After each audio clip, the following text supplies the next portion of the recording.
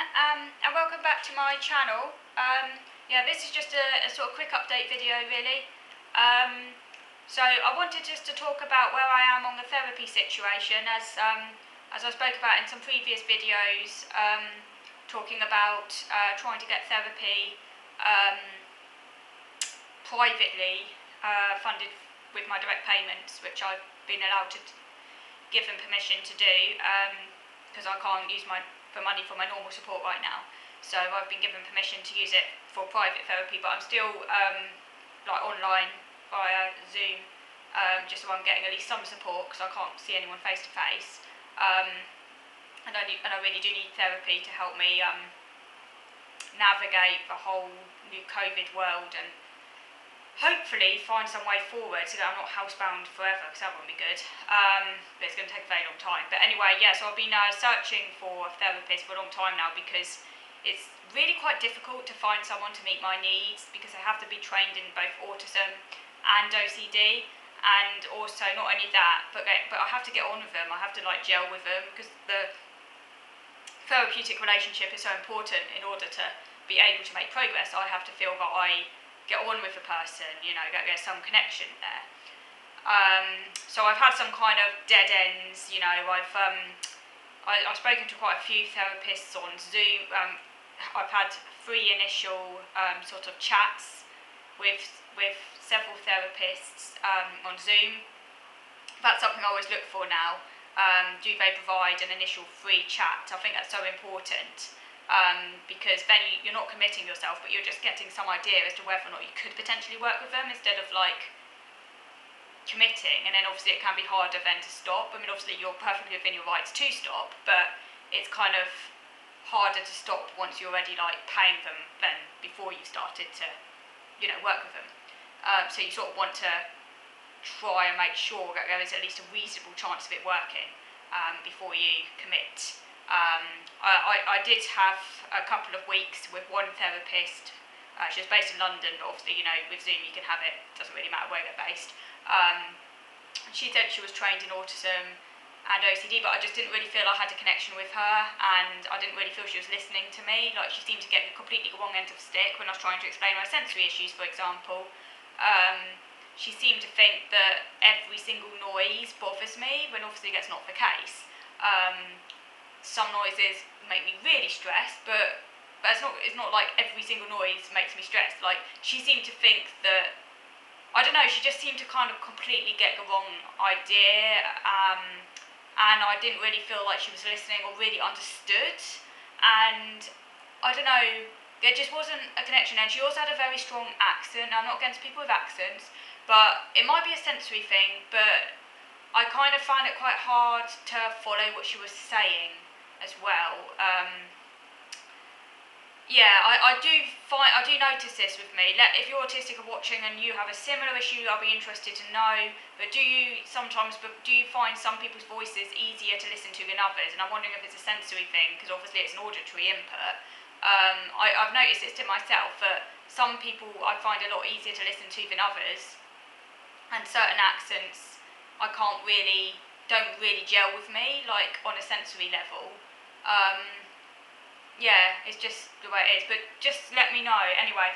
But yeah, I just didn't really feel like there was a connection. And she's perfectly nice, there's nothing against her as a person, it's just I didn't feel there was a connection there, which is so important. So I had to finish with her, and annoyingly she didn't provide a free initial consultation, so, you know, I was already like you know, paying her at that point, and but it just wasn't heading anywhere, so I had to stop. My dad's in control of it, so he had to go to the bank and stop it all and everything. So back to the drawing board. Now, I do have a potential therapist that I've decided to begin therapy with on Monday, because I had an initial free chat with her, and she seems pretty clued up on autism and OCD. She's been working in the field, I think she said, since 2002, and she's a clinical psychologist. And she's trained in both autism and OCD. She's worked a lot with young people at the Maudsley Hospital with autism and a range of other neurodiversities. She had a nice voice, which is, as I say, is important for me. a nice voice, you know, like a voice that I like, obviously, you know, it's all subjective, but a sort of voice that I feel I can follow, that, you know, that is easy to follow and easy to process. She spoke quite kind of, I don't know, she didn't speak too fast, and yeah, she seemed easy, her voice was easy to process.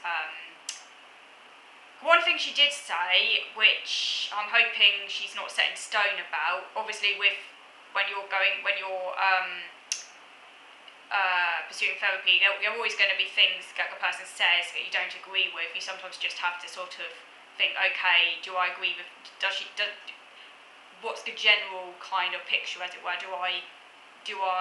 Is most of what she's saying agreeable to me? You have to kind of think, you know, because obviously there's going to be some things that you don't agree with, and you just have to think, how important is it, sort of thing. And otherwise I'm going to be waiting for a therapist for years. I mean, I am quite a particular perfectionist person, but I'm trying to kind of just focus on whether or not, all in all, they seem like a good person to work with. But one thing she did say, that, as I say, I'm gonna try and if she, you know, if hopefully she's not too dead set on.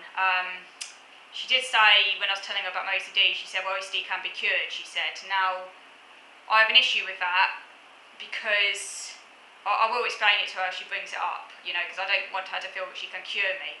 Because I'm not actually I will tell her properly, but I'm not actually looking for a cure. If you've got OCD and are watching this, do let me know, because I'll be interested to know what you think. And I realise that obviously this is different for different people, and I do feel that there are differences if you're autistic and have OCD, and say if you just have OCD on its own. And I also feel that there are differences based upon when you develop OCD. Like if you've had OCD since you were a child, you might have a different experience than say if you suddenly develop OCD, like some women develop it postnatally, for example. And then it might be something where they don't have OCD and then they suddenly have OCD and it's like really quick, and they might actually be looking for a cure, because for them it's more something that's happened to them like suddenly, and it's not something they've had like pretty much all their life. Because to cure me of my OCD would be like curing my whole personality, because OCD is like really deeply embedded in my very being. It's kind of wrapped up in my whole neural structure, so it would be tantamount to trying to cure a whole of me, which would be a bit like saying we can cure you of your autism. It'd be the same sort of thing. And for me, OCD and autism very heavily overlap. Like, yes, they might be separate conditions in terms of how they're diagnosed. The difference being that OCD is like of a kind of anxious, kind of phobic, avoidant quality, resulting in anxiety and certain rituals that have to be completed, whereas autism obviously affects me on the social level, but also, of course, results in routines and rituals of its own. But obviously the difference is that the routines and rituals associated with autism are kind of don't what can I say, are kind of part of the need to maintain order, if you see what I mean. So they have a real purpose that obviously, as long as I, you know, being an autistic person, they're like essential to my well-being, if that makes sense. Whereas the OCD is something I could do without. But being realistic here, I just don't see there's any way it can be cured. I mean, I'd love it if it could be cured, that would be a miracle, but unfortunately, I just don't think that can happen. And I feel that aiming for that is unrealistic, and it's going to basically it's unrealistic, but it's going to essentially affect my mental health, because it's aiming for the impossible. And I don't think aiming for the impossible is very healthy. It's like aiming for perfection. I know, realistically, that I'm always going to have some degree of OCD. It's part of who I am. I'm always going to be an anxious person. It's part of who I am. But what I want, what is realistic, and what I would hope someone can help me with, is to get to a point where the OCD and the anxiety is not controlling my life to the extent where I can't, you know, I'm basically very limited and very restricted to the extent that I currently am. So I'm looking to be able to not be so restricted, to be able to get out more, to be able to do things more, you know. Now, before COVID, I was almost at that point. I was increasingly meeting a kind of equilibrium where I felt I was meeting a kind of balanced position where, yes, I still had OCD, and it was still very disabling, but I was getting to a point where I was more in control of the OCD, and I was able to still get out and do things, obviously with a lot of anxiety that most people don't experience, and that's exhausting, but I was getting to the point where I could go out and about, and I could, I was travelling places, I was increasingly doing more voluntary work and things like that, and getting out more in society and doing more things, and then COVID struck, and basically now, I've been pushed back, right back, so I am basically more or less housebound. I can only go out for an hour's walk a day around the same area. I can't go into any shops, I can't go up town. It's very, very limiting, and I'm very, very disabled right now. Way more disabled than I was before COVID. I don't want to be in this position forever. That is not tenable, it's not healthy, and it's not where I want to be. So, I do need therapy to help me be able to get out and about again, and to hopefully eventually be able to travel places again. But obviously it's difficult because with COVID there is a genuine risk out there, and I don't know how to navigate that risk, and at the moment it feels too early to be able to even think about moving forward, because with the Omicron strain still rampant. So it's going to be like a really, really long process, and I don't want any therapist to think they can cure me, certainly not cure me overnight, but I don't think cure is the aim anyway, because I don't think I can be cured of OCD, because if I could be cured it would have happened by now, right? I'm 34 years old, I've had OCD since I was about 5, okay?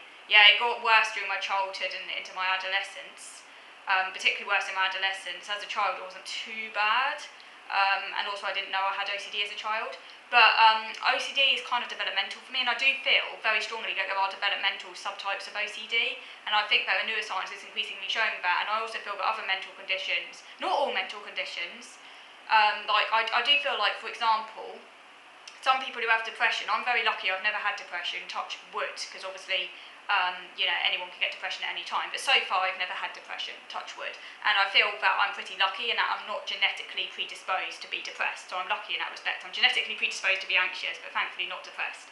But there are some people who I do feel have developmental endogenous depression, whereby for as long as I can remember they've always had depressed states, and they're probably always going to have that. No matter what happens, they could have the best life ever, like it's got nothing to do with what's happening to them, they could have and yet they'll still be depressed, and clearly there's something in their brain that's different to people who don't have that.